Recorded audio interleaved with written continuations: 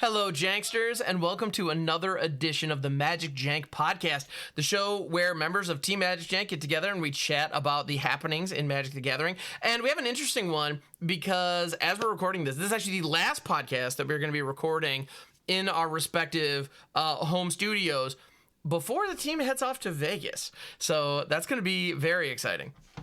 But I'm always at that point where I'm like, do I do the plug first? Do I do the intros first? Let's do the intros first. So we have, of course, C. Ferverdo Jr. in the house, as well as HollywoodPizza. Welcome, gentlemen. So, Carlo, how you doing, my friend? Doing great as always. As usual, you can find me on all of the platforms at C. Ferverdo _Jr. Links below. Of course. Make sure you check that out. I'm excited. I'm ready for Vegas this week coming up. Heck yeah, man. I'm right there with you. And Hollywood, how you doing, man? Doing pretty awesome. Finally getting settled in at the new house, and rules, man. life's pretty awesome as usual. Everything's going really great, and I'm really excited about Vegas.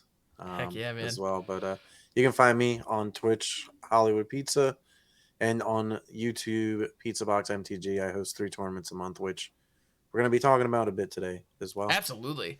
Well, because right now we're in a very interesting position where we have, as far as Standard is concerned especially, we have a new set that just recently came out. So people are still experimenting and trying the new cards to see if they can make, find any secret tech or any angles that can give them an advantage using the new tools.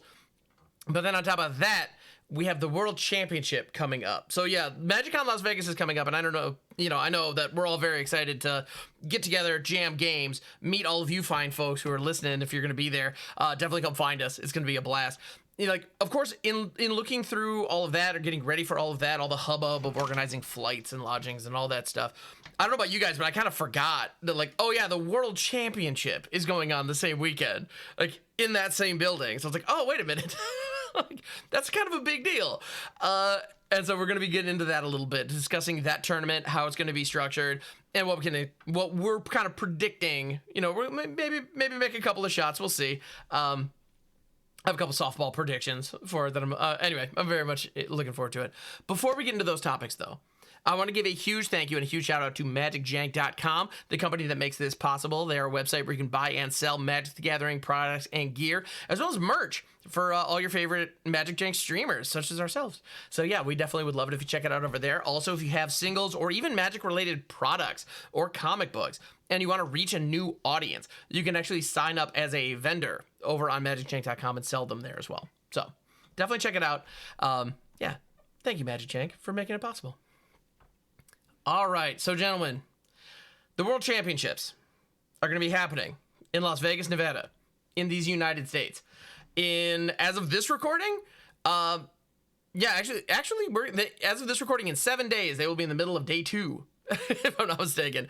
So this is going to be intense, and the tournament is actually fairly straightforward. It's actually fairly simple.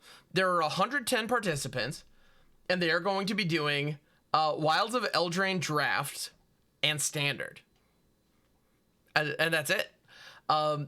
So I gotta say, and by the way, there's $1 million prize pool and one of those incredibly gigantic trophies that you could use that thing as a boat anchor. It's gigantic. I don't recommend you do that because it's really cool as well. But I'm just saying, you could physically, it would probably work. Yeah. Because when the champion has to hold it up to and they have to kind of grunt a little bit, it's like, okay, that's a trophy, baby. Anyway, $1 million in the prize pool. That's about half the cost for the One Ring. Think about it. Yeah, that's true. I mean, the value is not even there, Carlo. It's only half of a One Ring. Oh man, what a shame. How could they? Will Post Malone be at MagicCon Las Vegas? I certainly hope so. You know who will be at MagicCon Las Vegas? Who's going to be at MagicCon Las Vegas? Frodo in the Slumber Party on Saturday. That's true. Ooh, that's right. That Slumber Party is going to be... There's no way that Post Malone wouldn't show up, right? I'm assuming that Post Malone is just I figured we were going to see the One Ring in some capacity there, right? I can't imagine that... I don't know. I'd be surprised. Although he probably didn't get a badge. Let's be... Anyway. Oh, no. Yeah. Anyway, sorry. Yeah, I would be surprised if he's not present at least for one of the days for some kind of event or some kind of presentation. I'd be shocked. That said, I mean, I haven't seen anything official, so I'm not sure if he's going to be there or not. But a ton of creators in the space and Magic celebrities will be there, so it's going to be fun. Definitely looking forward to it. All right. And yeah, and so of the 110, you know, the folks competing, the pros that are going after the World Championship here, there are a couple of big names that are definitely of note. I know Jim Davis is going to be represented. And of course, the returning champion, Nathan Stoyer, is also going to be in the mix. And this presents a really big question of, can he repeat? And I just got to ask, I mean, what do you guys think? Yeah, I mean, Nathan is a very, very good player. Very meticulous about his play style, plays very tight. You know, Nathan knows what he's doing. So, you know, obviously he is a force to be reckoned with. But I think there's about 109 other people that want to dethrone Nathan as the world champion. And, you know, taking a look at a lot of the Pro Tour play over this last year, I mean, they're coming for him. No question. No, there are a lot of brilliant players. Honestly, I feel very confident in saying, at this point, actually, I haven't even seen a whole list of every 110 people who qualified for this event, but I feel very confident in saying any one of them would be worthy of taking it down. The amount of the challenges that are involved and the amount of work that it takes to get that invite, I know that these folks are just the cream of the crop that have absolutely found their way to, you know, to be included in this, you know, very elite club.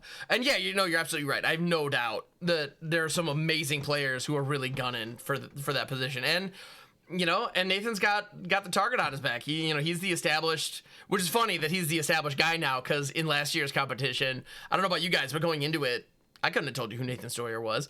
And now, like a year later, we're looking back and it's like, yeah, I mean, he's probably going to go down in history as one of the best players of all time, especially if he keeps this up.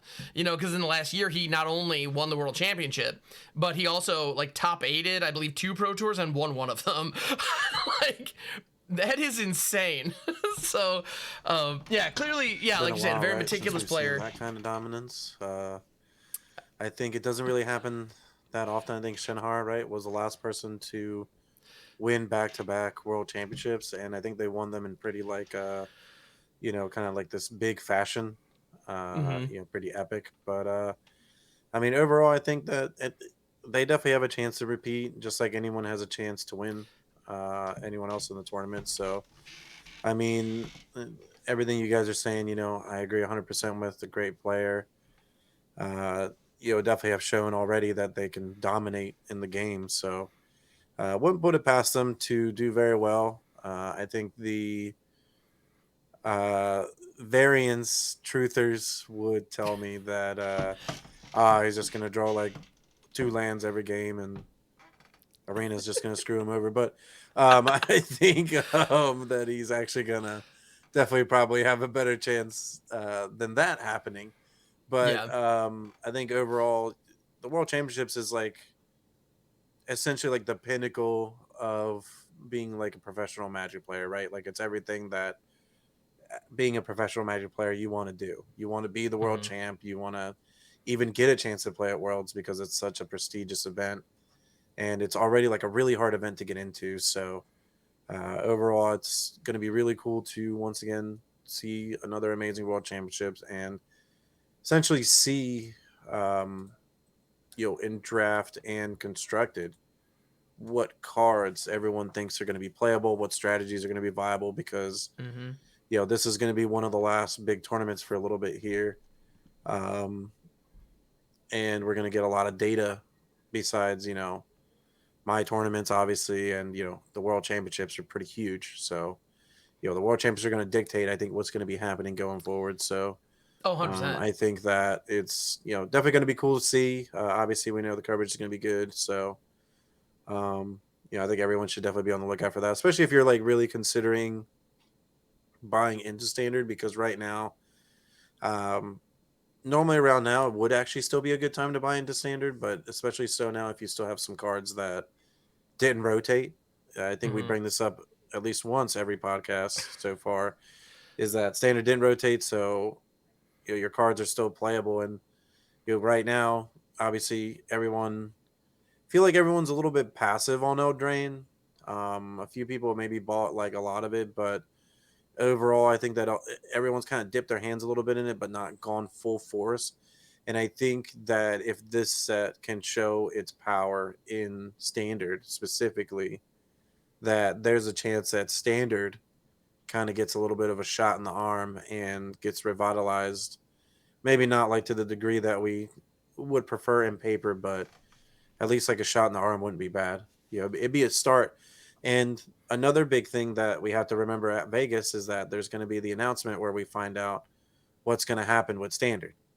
Shout outs to Carlo for reminding me about that the other day, but we actually get to find out and see what the competitive, um, pipeline looks like. Essentially, the early access or whatever it's called. It's the roadmap of competitive Mm-hmm. play for Standard.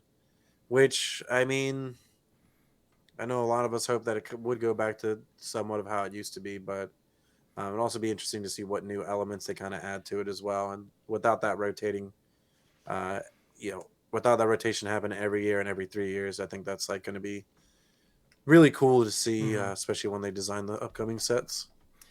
Yeah. Well, I mean, at this point, they don't have any data on whether or not the rotation was successful, So I know they're not going to change the rotation schedule this time. Or I'd be shocked if they make another change to the rotation schedule this time around. But yeah, it'll be very interesting to see the plan moving forward. Yeah, and you made a comment in there that we're going to see what to expect moving forward as far as Standard is concerned. And I know coming out of the last World Championship, the Esper mid-range list was like the de facto, like considered best deck by most of the testing teams, and it was the most represented deck by a mile. And a number of members of Team Handshake, which is the testing team that Nathan Stoyer and a lot of the younger pros are on, they brought the Grixis list. And obviously the Grixis list ended up winning the whole thing. And I don't know about you guys, but that's all I saw on the arena ladder for a number of months afterwards. Actually, honestly, until the Fable ban. And the Pizza Box tournaments too. And it was like everywhere. A lot. Yeah, Grixis usually number one. Yep, because I mean the deck was clearly excellent, but like in general, there were some people out there. I'm not saying that nobody knew that it was the thing, but it became the thing after the pros really proved to the world that deck was where you needed to be and how you won games. And I have no doubt that there's another deck in Standard right now that we're not seeing every single game on the ladder because we haven't had somebody spike a big event with it yet. And well, what bigger event could you possibly spike than the World Championship? So I'm very interested to see. I mean, so to dive into some of these decks that we've seen, I mean, this Golgari mid-range list that we've talked about before, like that's stepped up and become a real player kind of out of nowhere. And there are definitely some discussions about, which pieces you include. Does Blossoming Tortoise belong in the list? Does it not? Do you put in Thrun? Do you not? Like, there are a lot of little nuances and a lot of tweaks. Like, it is definitely not a solid 75 yet. And I'll be very interested to see if that's represented.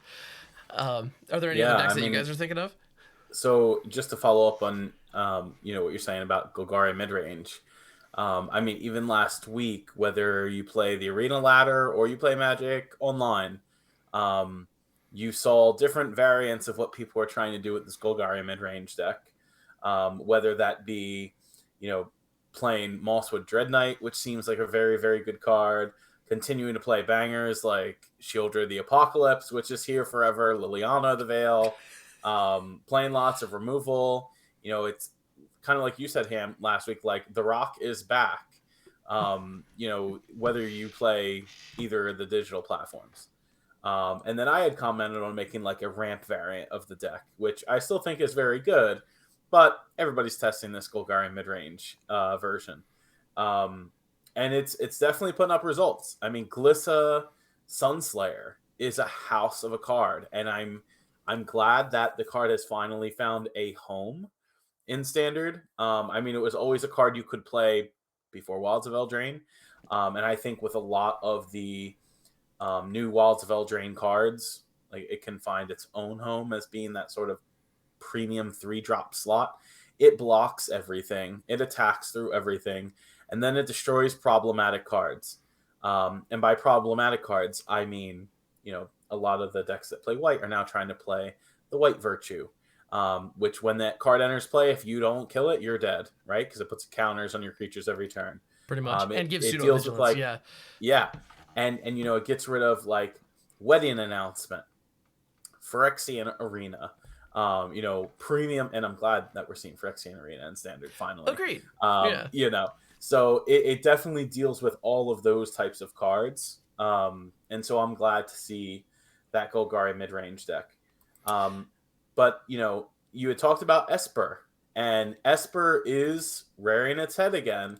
Whether that be more of the control version, just playing, tons of counter spells like Make Disappear. That card didn't go anywhere.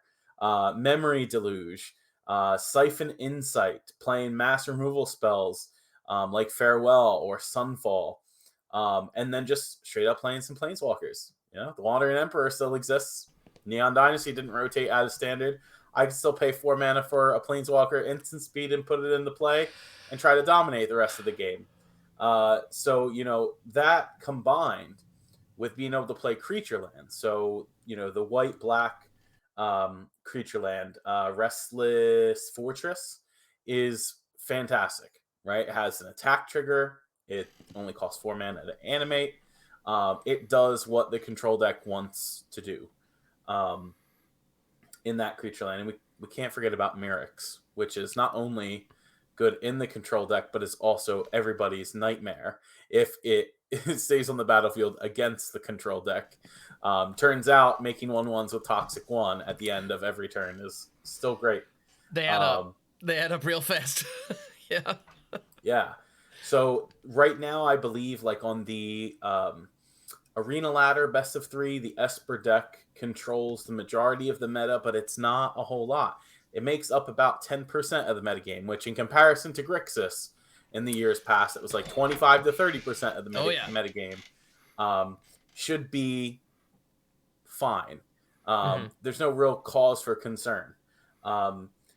You can play variants like Esper Legends still exists. Yep. You definitely could slam that deck.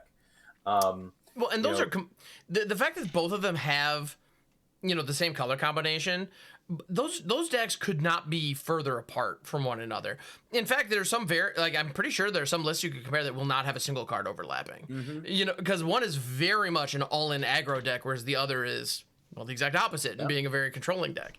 So yeah, it's interesting because if you say I'm playing Esper, that doesn't actually tell you the person you're talking to what deck it is. Right. That's really interesting. Yeah.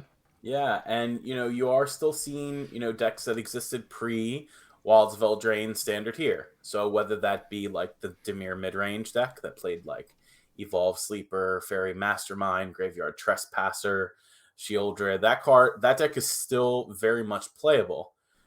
Fairy Mastermind is still a house of a Magic card. It's real good. Especially with Shieldred in the format together with it. But there is a new Dimir Fairies variant that caps out at 3 converted mana cost. It gets to play all the cool new blue-black fairies, whether that's the mono-blue Sleep Cursed Fairy. That's that 3/3 with Flying and Ward 2 that takes 3 turns to untap. Card is just so ridiculous. It's card great. is just ridiculous. I've never been more happy to be wrong about a card than this one because it's excellent. Yeah. Yeah, you get to play like Obira in this deck, which is the Flash Fairy.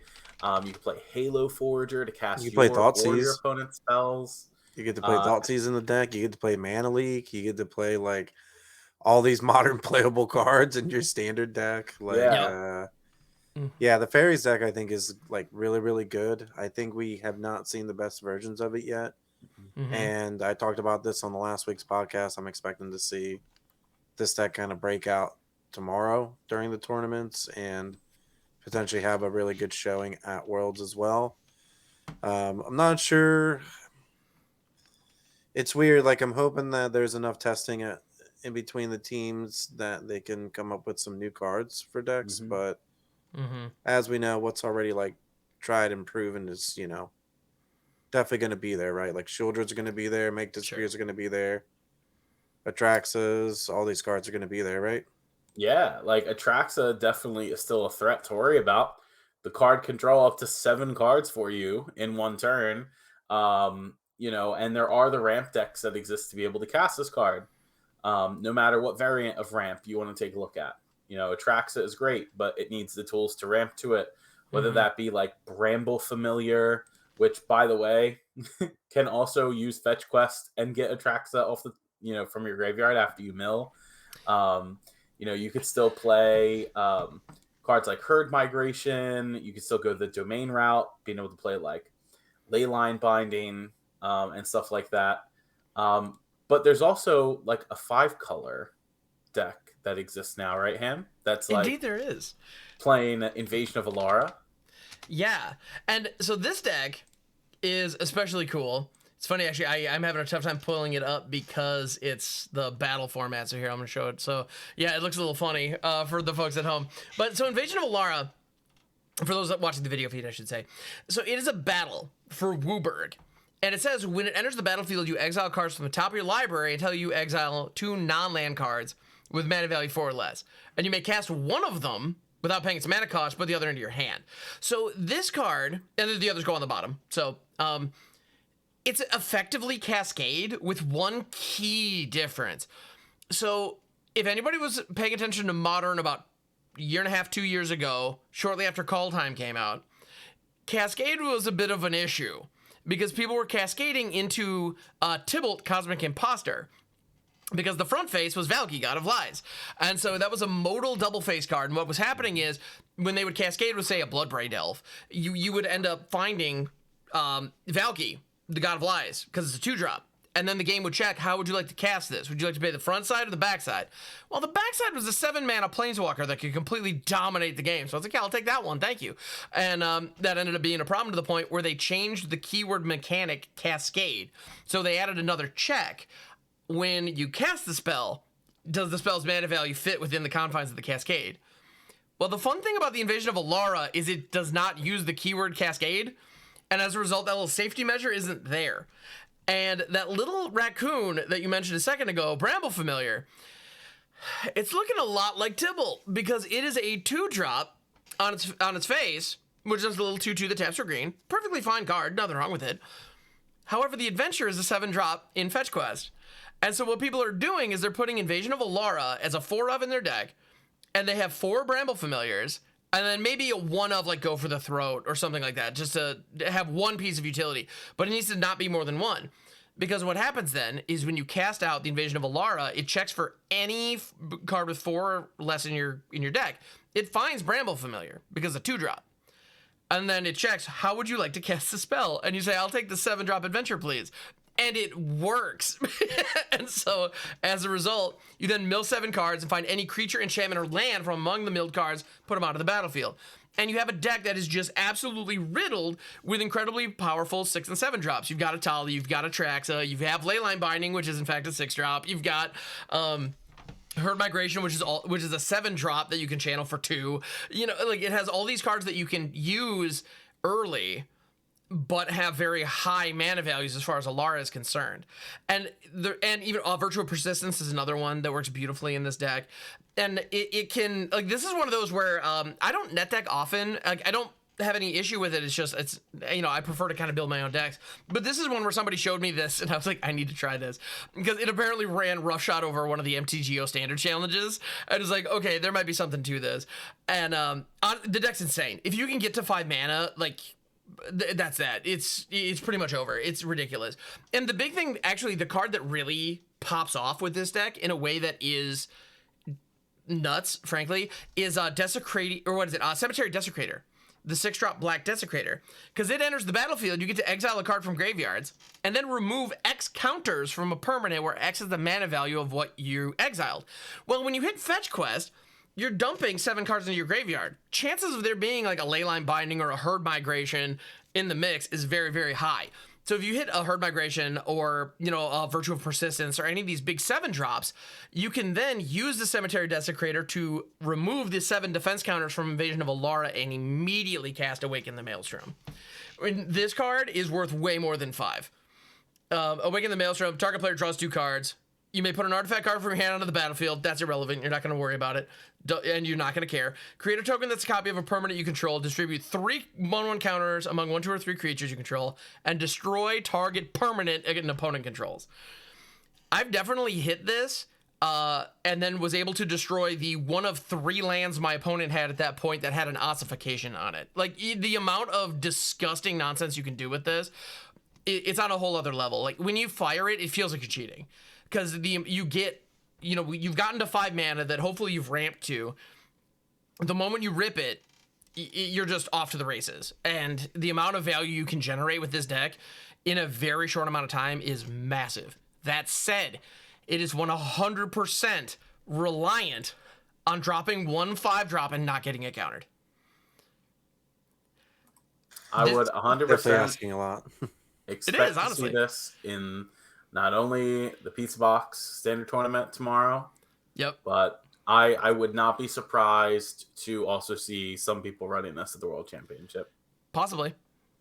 I'll be very interested to see it if people actually bring it. Because I have no doubt that all the testing teams are looking at it and working with it, you know, and seeing, okay, Top is this 8 real tomorrow, or is this a Carlo? meme? What are you thinking? Top 8 tomorrow? I think so. At least one. Like at least one top 8. Mhm. Be I wouldn't be interesting. I surprised. know we're going to see it probably on coverage. Mhm. We'll see the Hands of Doom coming down and squashing the Phyrexians. Like, that's got to be one of my most favorite arts for one of the battles where the Phyrexians Yeah. are literally like, nah, I think I'm just good. They're like, I'm not even going to Nah, like no. mess with this. Yep, Yeah. we're out. This is Yeah. The Maelstrom's just like, oh, you wanted to F with me? I think you Mhm. definitely picked the wrong day here Yeah. to F with the multiverse. The Yeah, Maelstrom. this artwork gives me flashbacks to the original Super Smash Brothers with Master Yeah, Hand as yeah. the final boss. I don't know. That's a little moment from my history. That said, though, these are way bigger and there are way more of them. So yeah, no, thank you. Yeah, and that's how it feels. Like you feel like you're being crushed by celestial godlike hands when this thing fires. Yeah, I'll be very interested to see if this is the real deal or if it's a meme. You know, like running around on the ladder, it's great. If your opponent sideboards in disdainful strokes and duresses, there's a very real possibility that it's gonna just fold consistently and not really fire the way you want the rest it of to. your deck's really good, right? Like you probably play True. some Atraxas, you play Herd Migration, you're playing Sunfalls, you got counter spells. Like, the rest of your deck's really good. This card just happens to be so. This is like adding combo to the mid-range decks that already exist. So it's going to be interesting if this is what actually takes the decks over the top, right? Because this is like essentially you have quote unquote some of your flex spots from like the Atraxa decks where you're playing that cemetery card, you're playing these cards. Instead, you could obviously be playing cards that you know are good, Shieldreds, things like that. But instead, you're kind of choosing to just like kind of like one shot the opponent, where you just like play this card and then you get another card and then now I just do it, and then all of a sudden you have 4 or 5 extra permanents, and your opponent's just like, yeah, I don't know what just happened, but I know I lost the game.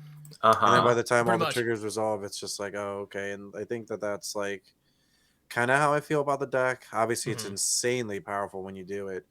But I'm not sure if like adding, let's say, 7 to 9 cards is worth it.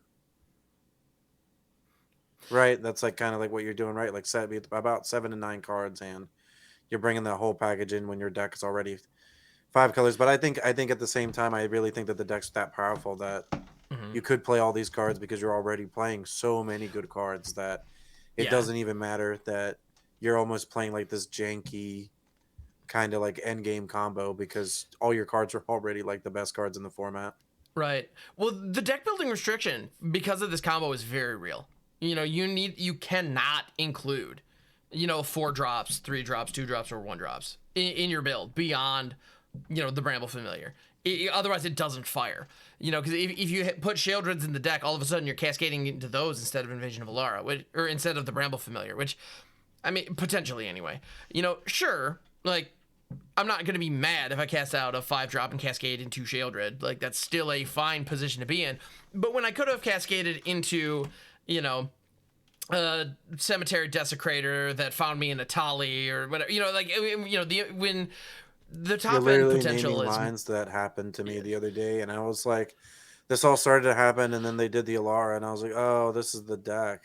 It is, yeah. And then, like, they did it to me. They ended up with like 5 or 6 Desecrators, Graveyard Desecrators, and I was just like, it's one of those moments where for like 10 seconds you're like, no, yeah, I can still get out of this. And then like when the triggers actually hit the stack, you're like, nah, I think I'll just concede instead. Because you know it's literally like over. Like this card's so broken. Like, you make a copy, and you're just like, and it's just, oh my god, I can't even, like, it's so broken. Awaken the Maelstrom is incredibly broken. It totally is. But the thing is, if it's played fairly, like, note, until Bramble Familiar came out, we weren't talking about this card. You know, when it's played fairly, like, okay, it's a battle. I need to pay 1 of every color to put a 5-drop battle online that gets me a couple of my smaller spells, which in a fair mid-range list, like, all right, maybe it'll find me a piece of removal, maybe it'll find me one of my threats, fine. You know, there's nothing wrong with it, but, like, it's okay, but it's going to be kind of a grab bag. You never know what you're going to find. And then you have to get 7 defense counters off of this, so you have to be able to apply 7 damage somehow, you know, to it rather than your opponent. Like, that's a lot of hoops you have to jump through to play this card fairly. The synergy with Bramble Familiar just cracks it in half. Can you hit prototypes with this? No, you can't, because the prototype sees, but as a result, I believe you can play prototypes in the deck. I believe actually Phyrexian Fleshgorger is in some variants of the build because it sees it as a 7-drop. Yeah. Yeah. Okay. So, it's interesting. Magic. It's Magic. Yeah. Well, and the big difference is what is the default cost of the card versus what is the alternate cost of the card. In the case of prototypes, the smaller version is the alternate cost. You know, that isn't what their cost is in the deck. Meanwhile, with Bramble Familiar, it's the opposite. You know, which is also true of like the Flaxen Intruder before it. The difference is the adventure on Bramble Familiar is way stronger than Welcome Home on the Flaxen Intruder, which is one of those that it was one of the rare adventures from Throne of Eldraine, and actually it was a pretty good card, but I don't know, never saw the play that, you know, when Love Struck Beast was right next to it, why would you play Flaxen Intruder? Yeah. Yeah, anyway. It's Goldilocks. She's a berserker. Oh, yeah, Goldilocks. I remember this card. All right. Yeah. That card's awesome. It is quite good. Oh, it was an uncommon even. I thought it was a rare for some reason. Oh, yeah. But anyway, this being a 1-drop that has a 7-drop adventure is kind of similar. You know, if you have this and Alara in your deck, it could find this and you could cast Welcome Home. So, same kind of vibe. But yeah, obviously, it's not in Standard. Bramble Familiar is. Let's go. Yeah. And it happens to exist at a time when some of the strongest 7-drops we've seen in recent memory are also all legal in Standard. So it works out nicely. All right.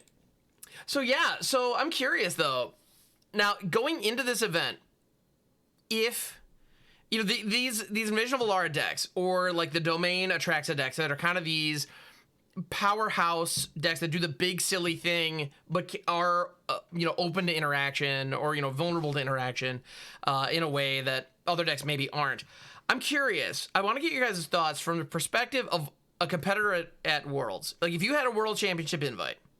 Now, I know there's a ton of testing and a ton of research we would do before making this decision, but just gut check for me here. If you had $1 million prize pool on the line, I believe the winner gets $100,000 and their face on a Magic card.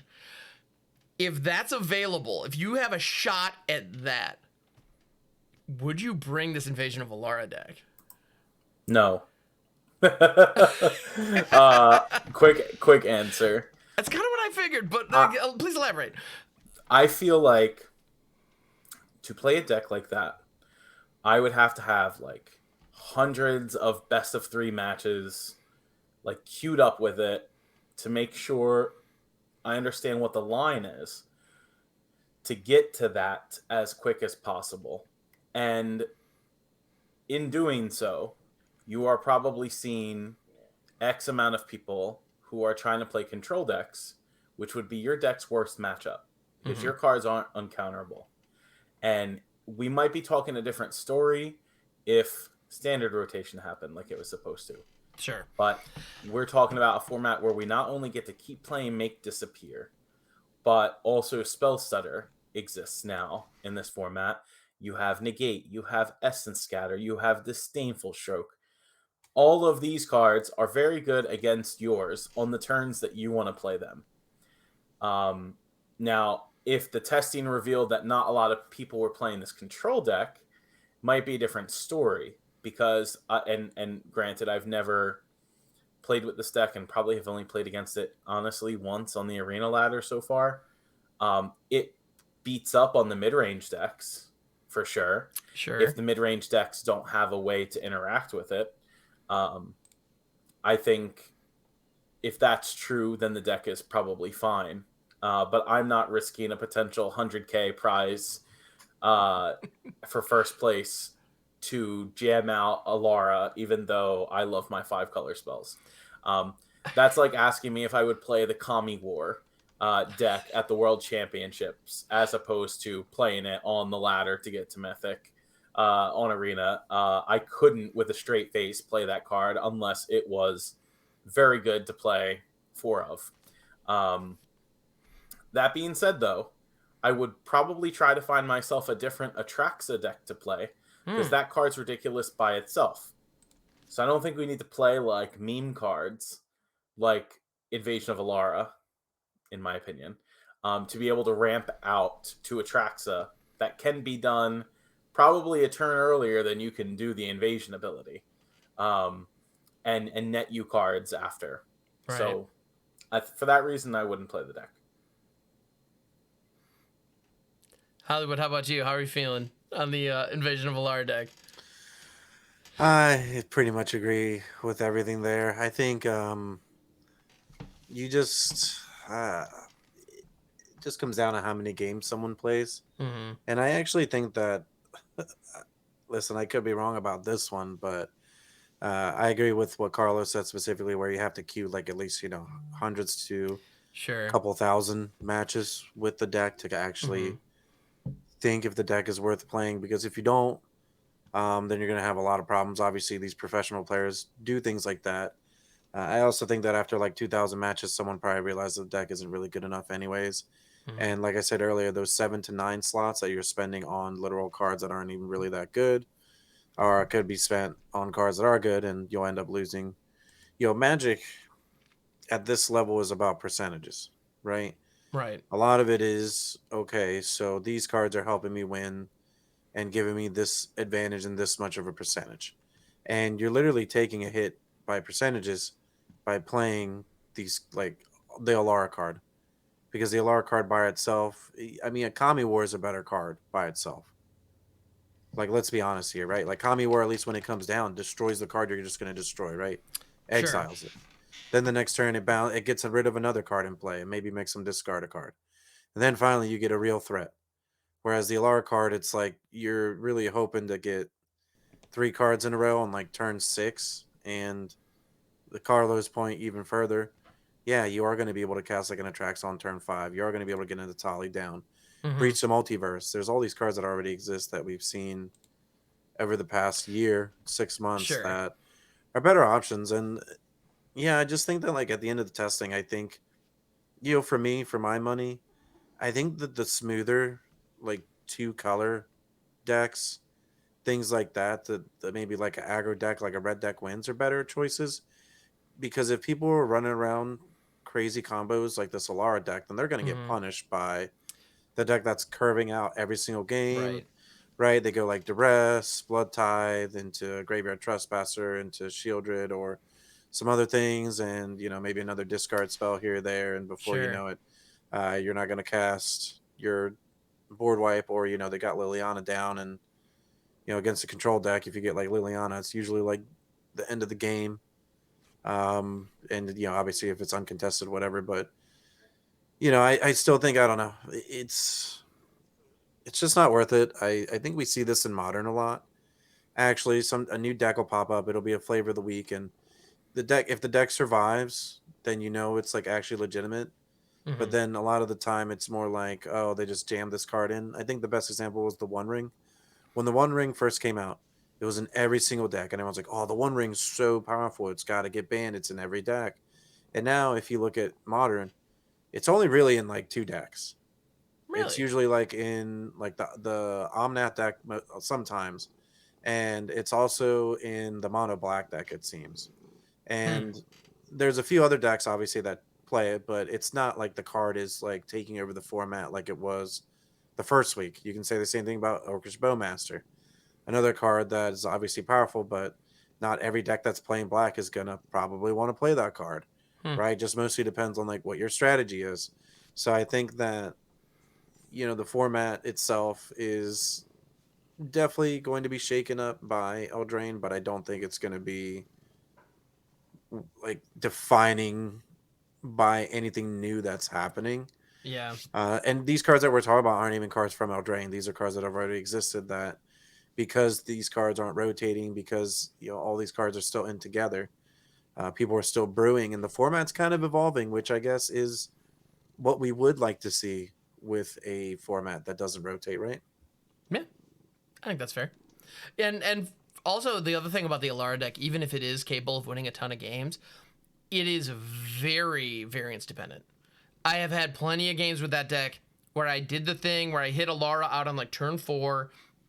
We did the, got the fetch quest, did the spin, and I milled a whole bunch of lands, a couple herd migrations, and a leyline binding. I was like, cool. Like, I guess I get a leyline binding. Awesome. That feels pretty bad when you've done all the things and it all sets up and then it just Leyline, I misses. think, is probably one of the more egregious cards. I really think it's pretty nuts. that just Yeah. the triomes just really mess everything up. And because of the triomes, we're actually talking about this combo now, because without them, like, this consistent 5 5 color deck colors doesn't so early. exist, right? Like, the 5 color deck just literally doesn't exist. You're not playing pain lands and creature lands to a good showing of Atraxa on time and things like that. Like, so I don't know. We'll see. I'm really excited. I just want some new decks, and I just want Eldraine to really show its power, because I think the set's really powerful. Speaking of new decks, what about Mono Red? I mean, Mono Red's great. Mono Red's still good. Still good. It Mono Red, it will always be Mono Red. I feel like in every format that it exists. And to be honest, I don't ever see Mono Red like in the best of 3 ranked ladder a lot. You see it a lot in best of 1, where it has the hand smoother on Arena anyway. But Mono Red actually has been doing pretty well in like Magic Online challenges, like a couple 5-0s. And we're talking like the normal Mono Red you'd see on Arena too, right? So like Phoenix Chick, Swift Spear, no new cards. Mono. But a lot actually are playing Charming Scoundrel, and I'm pretty sure we talked about that card a couple weeks ago. We said that was one of the best cards, I think, in the set. Yeah, and Mono Red is taking advantage of it, and a lot of the Mono Red decks are playing this card over Felden Ronom Excavator, which was the 2-drop in this spot. Mostly because this can enter as a 2/2 haste, or it ramps you to be able to play like removal spell plus another creature. You can play Thundering Reggie a turn early after you've played, Charming Scoundrel. But yeah, it's been making waves on Magic Online. And so I wouldn't be surprised if somebody legit sleeves up Mono Red for best of 3 for the World Championship. Another really good, in the past. So yeah, I would Mono Red to do good in tournaments in general. I mean, it's like I said earlier, it's a deck that feeds on people who stumble, and if you're going to be coming in with some kind of stumbly mana bases, then expect to get your face smashed every once in a while. Oh, if you're going up against this deck and you don't hit your 3-drop, good night. Like, game over. That's it. Yep. Yeah, it's pretty wild. And Charming Scoundrel too. To think from the Mono Red player's perspective, if you're playing this red aggro deck and you see your starting 7 and you see 2 mountains, some stuff, and a Charming Scoundrel, keep. Easy keep, no question. Like, I'm living the dream. Whatever happens next, I'm going to be smashing you really freaking hard, and it's going to be awesome. Because, to your point, the Scoundrel can either be a 2/2 haster, And by the time you're playing it, you're going to know, okay, do I need the treasure or can this just be more damage? But maybe you have like an Nahiri's Warcrafting or something, and you want to make sure you can hit it on 3 to make sure to like open up the lines and hit your next land drop or whatever. And then, even if you haven't, if you don't have the 3rd land in hand, well, you can't just make a treasure. You're giving up on 1 damage and potentially 3 or 4 damage throughout the course of the game if you do that, but it makes sure you hit your 3 drop, or opens up the opportunity to play Raiju or something like that at 4. So yeah, it's lovely. and then the other card that Charming Scoundrel really helps out, that also some mono red decks are playing, is Godric Cloaked Reveler. That is the 3/3 haste for 1 double red. And if 2 or more non-land permanents ETB'd, it becomes a dragon with 4/4 flying and fire breathing. So even if you play Godric on 3, if you play Charming Scoundrel on 4 and have another burn spell in your hand, you're getting attacked by a lot, because that's the 2 permanents you need to ETB. And also triggers really well with Squee. Because Squee creates the goblin when it attacks, which will turn this into the 4/4. So I think these are cards that some folks are sleeping on, at least on Arena. I haven't seen them, but they are running some tables on Magic Online. So I would be interested to see how many people are going to sleeve this deck up. It's not going to be 0. I'm pretty confident of that. It'll definitely be interesting to see how many. The most interesting thing I think we'll see at the World Championship, and same is true for like the Pro Tours, is how it always has the deck breakdown that says X amount of % of players are playing this. And whatever the top deck is, it's that same percentage under other. So how many people are sleeving up other decks that aren't what you consider metagame for the World Championship is actually more than you would think. Because everybody's trying to test their new standard deck to see how it does. So I love seeing other decks put up good shows. I love it when top 8s come out of that category. Oh, it's the best. Yeah. All right, so we've talked quite a bit about the World Championship and what we can expect there, especially as it relates to Standard. And I posed a question about the Alara deck specifically, but at the end of the day, I feel like the question kind of carries. And so the question of, okay, if 100K is on the line and you're faced on a Magic card, would you bring this deck?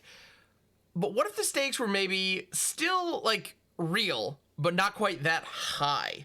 And I just want to mention, I want to give a call out to the Pizza Box tournaments. This is a tournament series that HollywoodPizza has been putting on for years now, that all 3 of us have been involved with, either playing in it or doing commentary, or obviously running the whole freaking thing, that have been really excellent.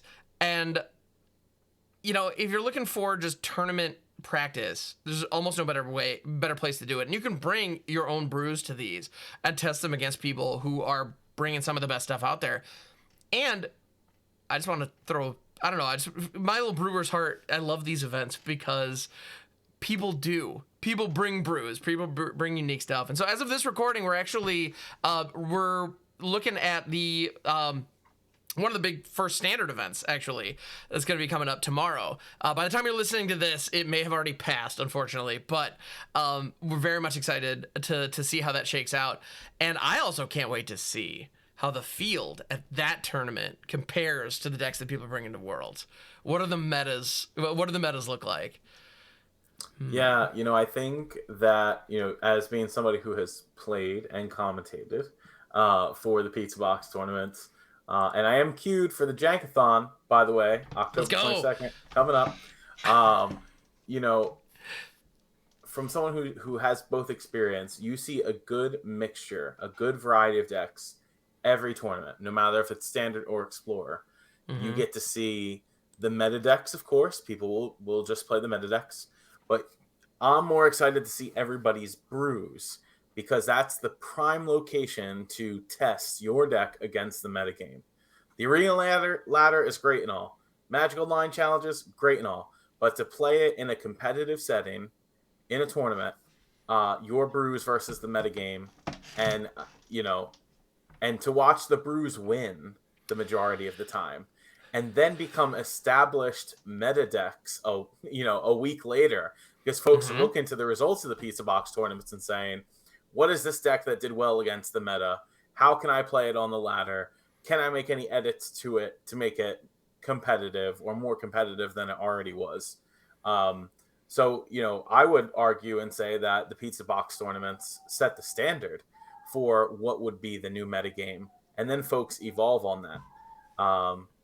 But, I'm not the best person to tell you about that. You should probably ask Hollywood Pizza himself.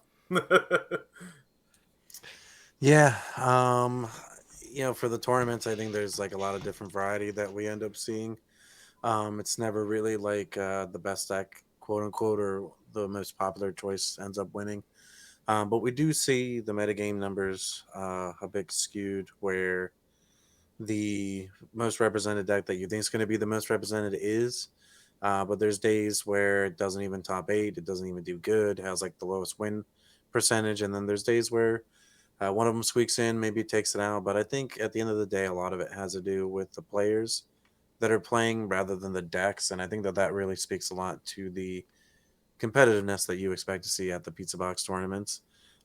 Usually you see a lot of different decks and a lot of different players bringing their own unique style to the tournament. And like Carlos said, the best thing about the tournament is that you're going to get a better understanding of where the metagame is rather than Arena, where the skill level is going to be up and down and the variance is going to be at its all-time high. And also things like leagues, things like that, where any deck can 5-0. We've seen people like Saffron Olive take the craziest jank brews and 5-0 with them on MTGO, but that doesn't mean that that's necessarily going to be a deck that's going to be that consistent in a 7-round tournament, especially, depending where you're at in the world. And obviously, as the day goes by, it gets grindier. But overall, I expect to see a lot of different decks this Sunday, like we always do. So if you're interested in competitive tournaments, definitely check out the link below in the description. I host 3 tournaments a month. In October, we're actually going to have 4 tournaments. The 3 tournaments that are open to the public for sign up, and the Jankathon Championship that's going to be the 22nd, which is also going to be standard. So definitely be on the lookout for that this October.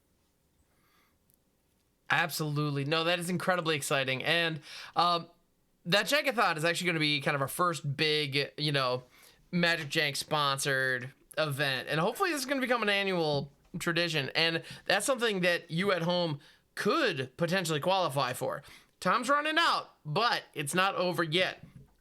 In order to secure your invite, if you haven't already, simply win one of the slice tournaments or top 8 in one of the opens. So keep an eye out. There are only a handful of them left.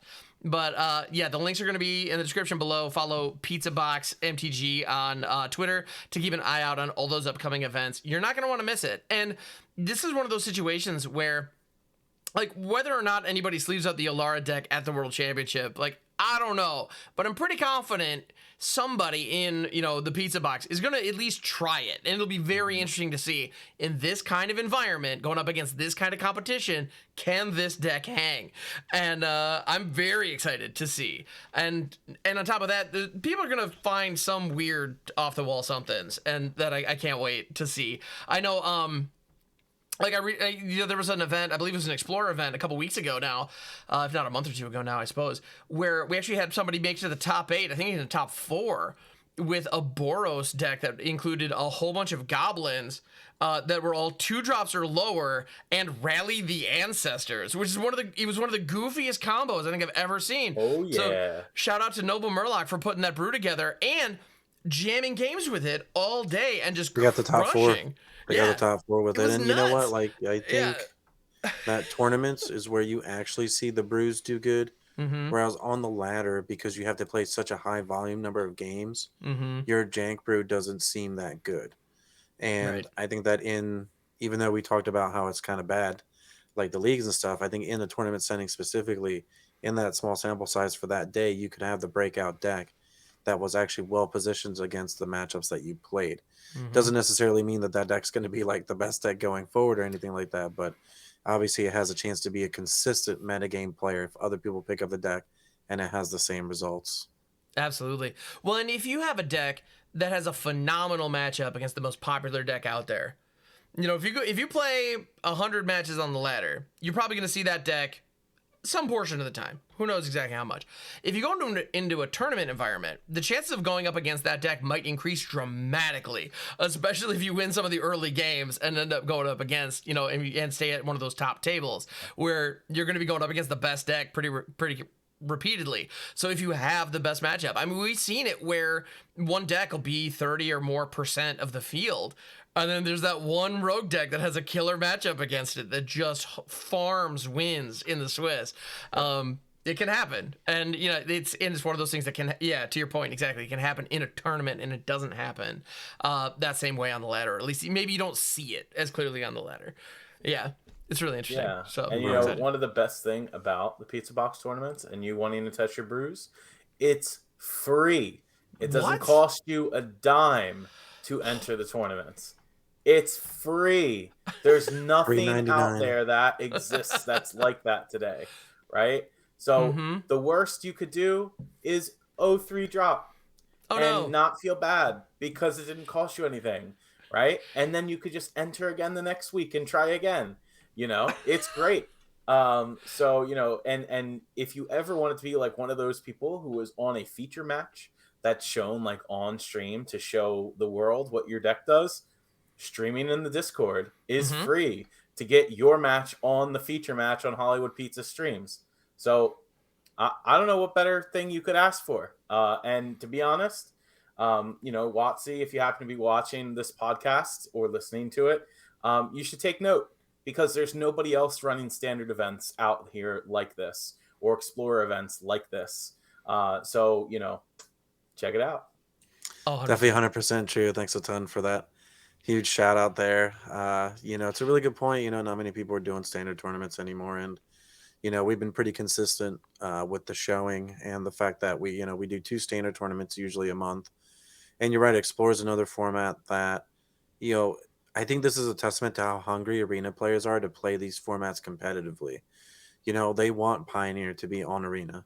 We want standard to be a great format, which is why a lot of us, we're worried about the non-rotation, we're worried about the set coming out, so on and so forth. Like, we want really good Magic. At the end of the day, Magic players get the rep for complaining a lot. And all that everybody kind of wants is just like really good, fun Magic.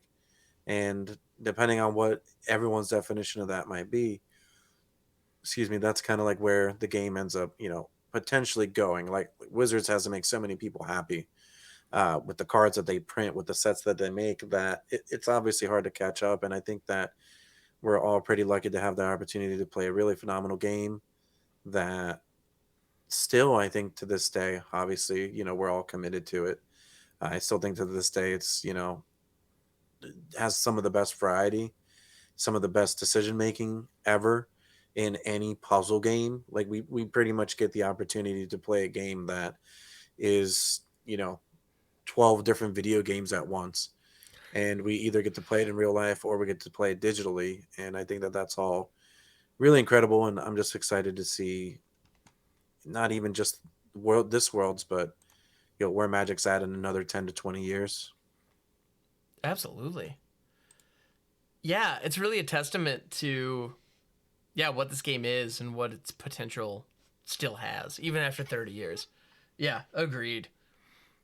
Yeah, honestly, I can't think of another game that I don't know, that it'd be so easy to invest so much time in, And it's like when you're talking about the tournaments being free, it's like even if you 0-3 drops, like, oh no, I played 3 matches of tournament caliber Magic. It's like, well, that's what you wanted to be doing anyway, right? Like, I know that's what I would like to be doing, on a Sunday afternoon. So yeah, it's like, that's time you could be grinding on the ladder, or you could be in an actual tournament. Even with a losing record, it's still fun. It's still a cool experience. So yeah, no, Magic is fantastic. This game is absolutely beautiful. So yeah, I'd love to see Definitely. it. And so speaking of just how beautiful our game is, next weekend we're going to be celebrating that. And the 3 of us are actually going to be together for a good portion of that, which I'm excited about. Actually, it's funny. I don't know about you guys, but I have a million people that I want to spend a ton of time with. So that's going to be tricky to divvy that up, but we'll make it work. And so, yeah, we've got MagicCon Vegas coming up, which MagicCon's just their very existence and the success that they've seen over the last few years is really, again, a testament to just how beautiful this game is and how deep it can be, you know? Actually, when we were in Philly, we were talking to Gavin Verhey, casual name drop, for like a few moments before we got a picture. And he was talking about how, I don't remember the exact number off the top of my head, but there were so many thousands of people there. And it was like the number almost matched, or like it wasn't that far behind San Diego Comic-Con. You know, and he was like, and this is for just one game. Like, yeah, that is nuts. So, yeah, I don't have those numbers off the top of my head, but it was just one of those things. It's like, yeah, no, this game is very, very big. It's kind of a big deal. And, yeah, it's fantastic. So, yeah, so we got Vegas coming up. Team MagicJank is going to be there. And we hope to see you out there as well. So if you want to find us, we're going to be rocking our team jerseys. They are blue and orange and yellow. They're very bright, vibrant. It's tough to miss, honestly. And so definitely we're going to be there Friday, Saturday, Sunday, a number of us. And actually we even have a Team MagicJank, table in one of the creator corners on Sunday. So we're going to be hanging out there and possibly doing a draft. So if you want to come watch me get my teeth kicked in and laugh at me, I encourage you to do just that. That's going to be going on there. And yeah, if you ever want to get pictures, want to get stuff signed, please, we'd love to see you. Yeah, it's going to be a great time.